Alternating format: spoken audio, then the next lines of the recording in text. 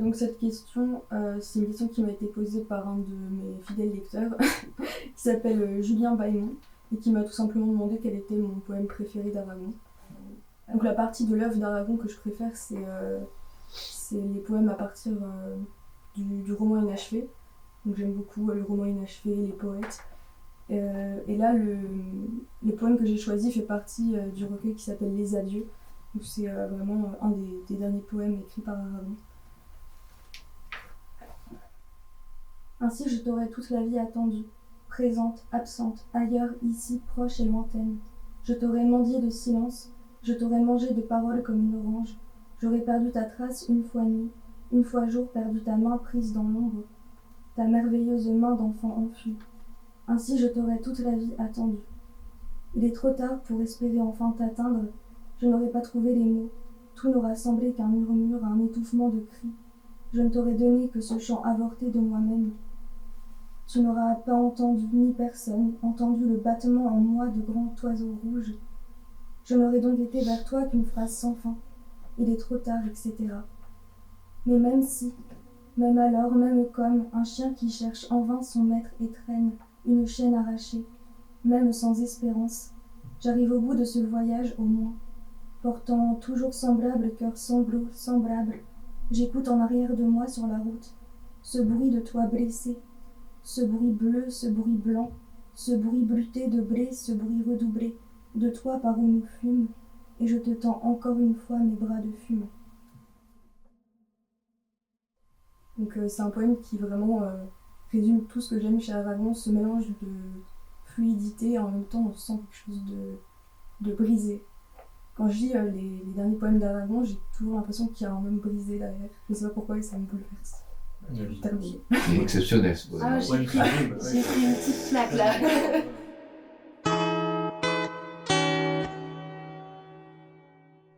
Cette question m'a été posée par un ami qui souhaitait savoir quel conseil de lecture j'aurais aimé recevoir plus tôt.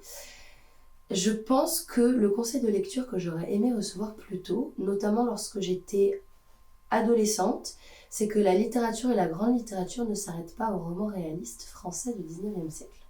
Que la grande littérature, ce n'était pas les grands noms du roman traditionnel français et anglais, mais que ça pouvait être énormément d'autres choses.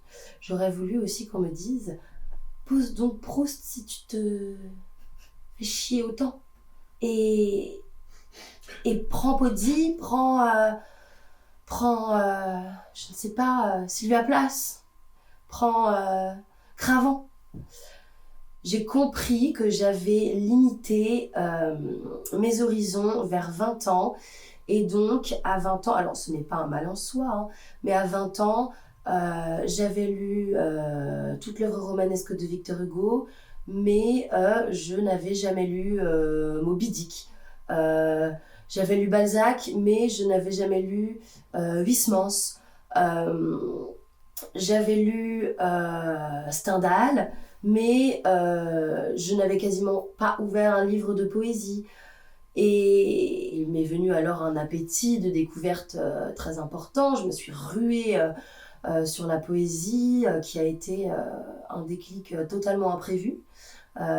J'ai ouvert un recueil de Anna Akhmatova et d'un coup il s'est produit quelque chose et la poésie ne m'a plus jamais quittée. Et je pense que c'est ce conseil-là que j'aurais aimé recevoir. Le roman du 19e, la littérature, c'est pas que ça. Il y a énormément d'autres choses et qu'il n'y a pas que les noms sanctifiés qui comptent. Je pense que c'est ça que j'aurais voulu entendre. Слаб голос мой, но воля не слабеет, мне даже легче стало без любви. Высоко небо, горный ветер веет, и непорочны помыслы мои.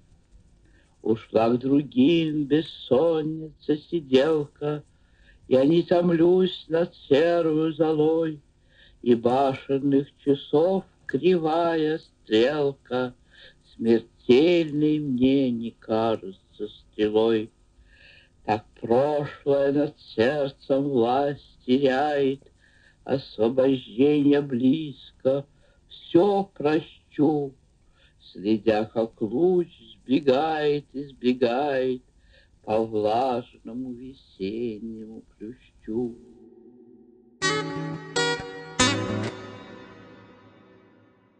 C'est une question qui m'a été posée par Loïs Blue. C'était souhaite-t-on vraiment survivre face à la poésie ? Comment vivre ce souffle qu'est la poésie et sa terrible beauté ? Et c'était accompagné d'une citation de Rilke, qui était des élégies d'Ouino, qui était tout ange et terrible. Je pense que la poésie naturellement accule à des décisions métaphysiques en fait, et à laquelle on a envie de faire une réponse qui est instinctivement assez romantique en fait finalement, d'une sorte de déchaînement individuel sur de passion, et de déferler comme ça sur le présent et sur son et sur le monde, et d'une certaine manière la poésie nous ôte la possibilité d'avoir un compromis en fait dans la vie, du moins si on la prend sérieusement ou du moins si on l'accepte, parce que poser comme ça c'est aussi un accueillement à la damnation quoi. Et justement je sais qu'il y a beaucoup de poètes comme Rilke et notamment comme T.S. Eliot qui n'aimaient pas ça en fait, qui étaient extrêmement gênés par cet aspect en fait de la poésie et cet aspect de l'accueillement à la métaphysique qu'elle crée. Justement, après Baudelaire, on fait quoi? Après Baudelaire, résultat, on est dans la décadence et la damnation, et on descend jusqu'au fin fond de l'entonnoir de Dante, ou est-ce qu'on fait ou est-ce qu'on ou alors est-ce qu'on fait du mysticisme total comme un Léon Bloy et on devient littéralement, on devient quelque chose qui se rapproche quand même énormément de la définition du psychotique. Et justement, j'ai toujours vécu cet aspect de la question comme une angoisse, et comme justement l'idée que ne pas vouloir y répondre par une sorte de damnation, soit c'était quitter la poésie, soit c'était soit c'était velléitaire, soit c'était une manière une sorte de faux semblant, ou une sorte de déni. Doch nimmer, nimmer vergisst er's, denn muss die Wohnung vergehen und die Satzung und zum Unbild werden der Tag der Menschen.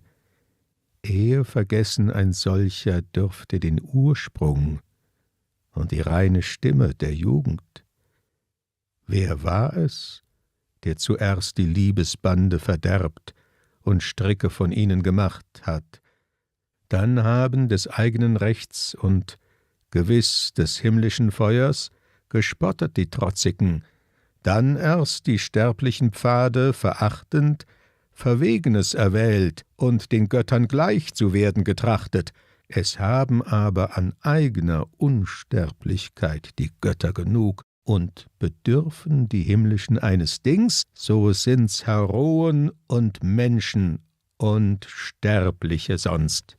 Denn weil die Seligsten nichts fühlen von selbst, muß wohl, wenn solches zu sagen erlaubt ist, in der Götternamen teilnehmend fühlen ein anderer, den brauchen sie, jedoch ihr Gericht ist, dass sein eigenes Haus zerbreche der und das Liebste, wie den Feind schellt und sich Vater und Kind begrabe unter den Trümmern, wenn einer wie sie sein will und nicht Ungleiches dulden, der Schwärmer.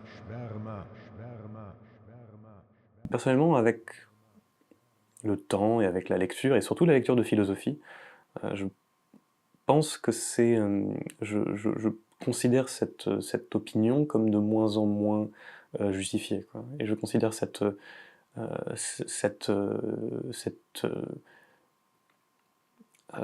la conséquence de cet accueillement et cette angoisse justement d'être soit dans le déni, soit dans la damnation, de moins en moins une fatalité, quoi. Je pense qu'il y a la possibilité de la troisième voie me semble plus évidente aujourd'hui, surtout si on allie la lecture de philosophie, la lecture de textes religieux, si on s'intéresse au Tao Te Ching, si on s'intéresse à l'Ancien Testament, si on s'intéresse au Nouveau Testament, si on s'intéresse aux évangiles et aux psaumes. Je considère que qu'il y a des manières de vivre ce terrassement qui sont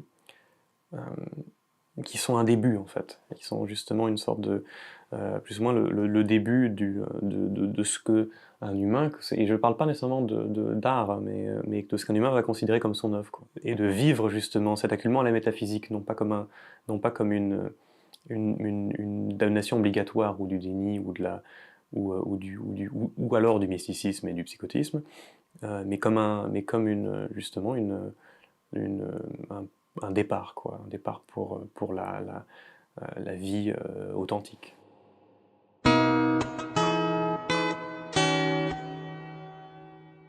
Alors, cette question, je ne sais pas pourquoi, c'est une question qu'on me pose systématiquement.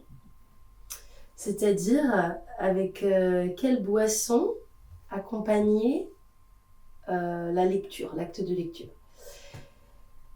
Et ce qui est étrange, c'est que je ne sais pas pourquoi on me pose cette question, étant donné que tout le monde attend de moi que je réponde le thé. Sauf que ce n'est pas le thé. Donc, pour répondre à la question que boire avec un livre, j'ai pris la liberté de rajouter la nuit. Je répondrai par des vers de Bukowski. Ça annonce la couleur. De la bière. Des fleuves et des mers de bière. De la bière, de la bière, de la bière. La radio passe des chansons d'amour. Et comme le téléphone reste muet, que les murs de ta chambre ne bougent pas, qu'y a-t-il d'autre que la bière?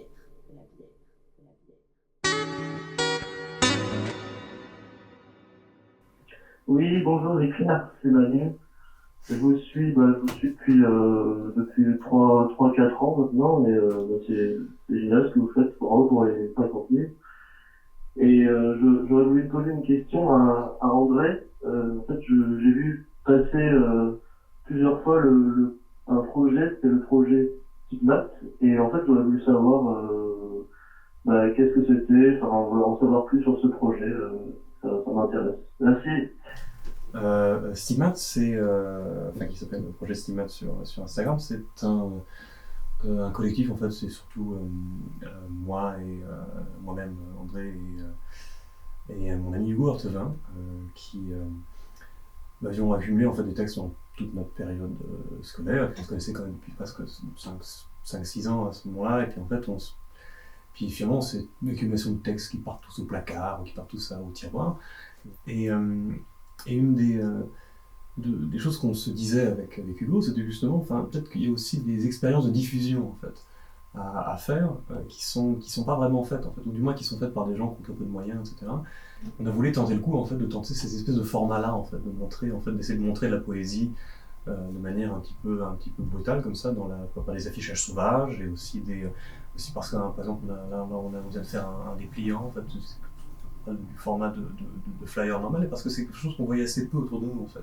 Mais c'est quand même quelque chose qui vaut le coup d'être exploré, et puis je pense que donc voilà, le Stigmate c'est un peu notre laboratoire en fait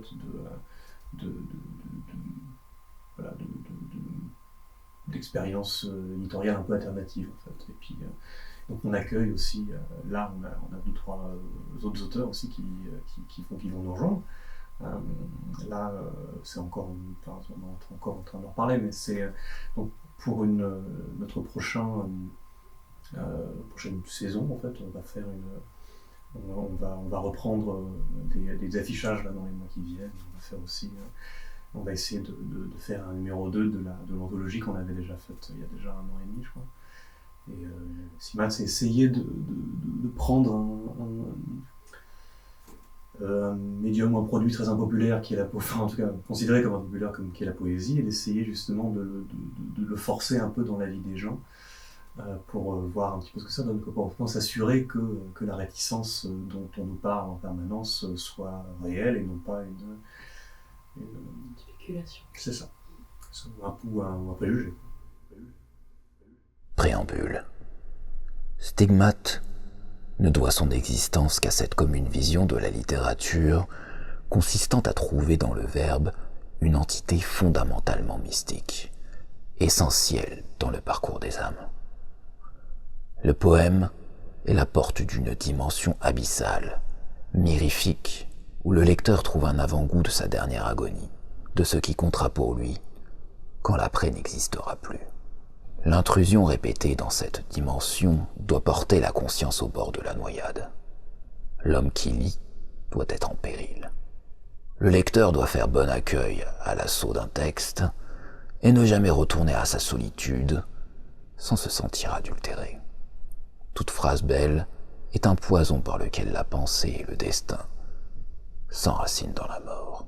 Chaque écrit qui n'émeut pas jusqu'à l'écœurement, chaque vers qui ne transforme pas l'angoisse du lecteur en un sentiment vital est un échec. Car si vous les laissiez faire, les vrais livres iraient jusqu'à déraciner votre corps de tout attachement pour le sol, à le dissiper dans une labyrinthique, horrifiante ascension qui épuiserait toutes ses dernières ressources. Leur but secret est de toucher le ciel infini en perçant le dernier sous-sol de l'âme, immergé dans l'angoisse des 100 000 âmes les plus ruinées de la création. Enfin, d'arracher un être immense au cadavre d'une conscience, la vôtre.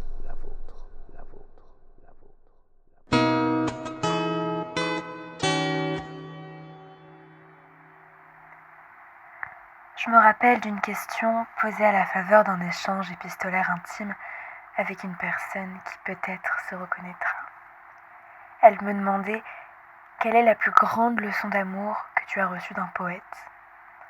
Ma réponse était Adéjevitch d'Anvers, une poétesse mystique du XIIIe siècle, pour l'ampleur et la profondeur des enseignements livrés dans son œuvre. J'aurai la même réponse aujourd'hui. Sa leçon d'amour, je ne finirai jamais de l'apprendre. L'humilité vaudra pour ma position, et le poème qui suit pour mon explication.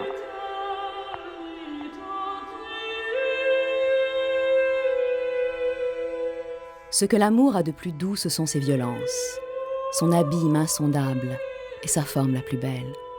Se perdre en lui, c'est atteindre le but. Être affamé de lui, c'est se nourrir et se délecter. L'inquiétude d'amour est un état sûr, sa blessure la plus grave est un baume souverain. Languir de lui est notre vigueur. C'est en s'éclipsant qu'il se fait découvrir. S'il fait souffrir, il donne pure santé. S'il se cache, il nous dévoile ses secrets.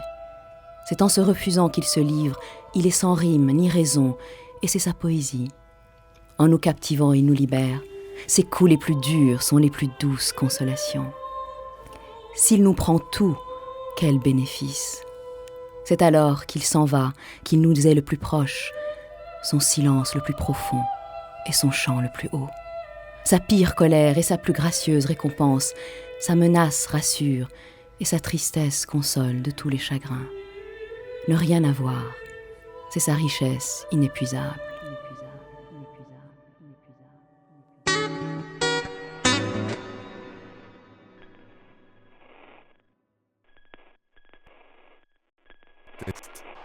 Test. M'entendez-vous? Très bien. Dernière et 21e question. Voici la fin de cette trilogie commencée il y a 1 an, pour fêter le cap des 50 000 abonnés.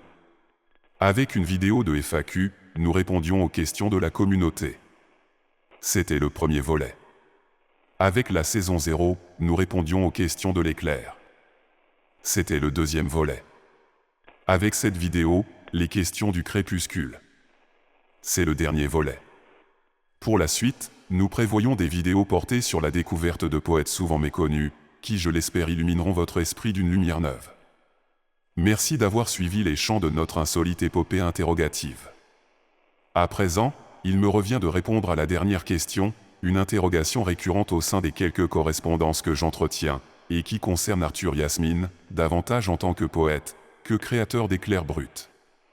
Elle pourrait se résumer par « Que faites-vous depuis la publication de votre premier livre, Les clameurs de la ronde ?» Elle m'est venue de certains lecteurs, à qui j'aurais voulu rendre hommage ici. D'abord Alexis Jalaise, qui fut le premier à m'aider dans le développement de la chaîne, poète dont on retrouve les textes dans les revues, décharges, Lichen et Alcheringa. Mais aussi Siméon le Rouge, poète officiant dans les cahiers Lautréamont, qui publie cette année Le Semainier, aux éditions La Plume de Léonie. Merci à ces lecteurs distingués qui m'ont vu entrer en littérature au printemps de l'année 2014, avec un livre publié par la maison d'édition Carnet d'Art, en même temps que débuter l'activité de partage d'archives, avec une chaîne ancêtre d'Éclairs Bruts. C'est un livre à l'histoire émouvante, en considérant sa réception, puisque le jury du prix Amélie Murat créa un prix spécial à la suite d'une querelle entre ses membres, pour le récompenser. Les clameurs de la ronde a pour racine une citation de Guy Debord, provenant de son panégyrique. Après tout, c'était la poésie moderne, depuis 100 ans, qui nous avait menés là. Nous étions quelques-uns à penser qu'il fallait exécuter son programme dans la réalité, et en tout cas ne rien faire d'autre. Ce livre d'hommage à l'adolescence, composé de textes épars, rapiécés pour former un muscle encore battant, impliquait aussi sa répudiation. En dépit de ses petits succès, le besoin profond de construire une œuvre mature impliquait de prendre un grand recul. L'essor d'Éclairs Bruts me permet d'acquérir une connaissance et une humilité nécessaires à la poursuite de mon œuvre. Le fait de porter le destin de futurs écrivains qui forment un groupe me soigne des médiocres discriminations subies à mon époque, puisqu'il semble passer des portes autrefois fermées. Bien sûr, une activité d'écriture continue dans la sphère privée, mais l'éventualité d'en faire part au public ne sera pas à l'ordre du jour, tant que l'objectif d'Éclairs Bruts ne sera pas atteint. À la sempiternelle question posée à l'écrivain contemporain, « Pourquoi écrivez-vous ?», j'aurais tendance à reprendre la réponse de Guy Dupré, qui après une vingtaine d'années de silence, revint en demandant « Pourquoi n'écrivez-vous pas ?» L'effroyable inflation de la production textuelle, appuyée du ressort virtuel, indique assez bien qu'être économe en matière littéraire est devenu la meilleure marque d'amour. Quand la rose est sans pourquoi, son enchantement demeure. Nous seuls gardons le secret d'un toujours. 21 questions, and they all about us. 21 questions, and they all about us. Could you love me on a Bentley? Could you love me on a bus? I'll ask 21 questions, and they all about us.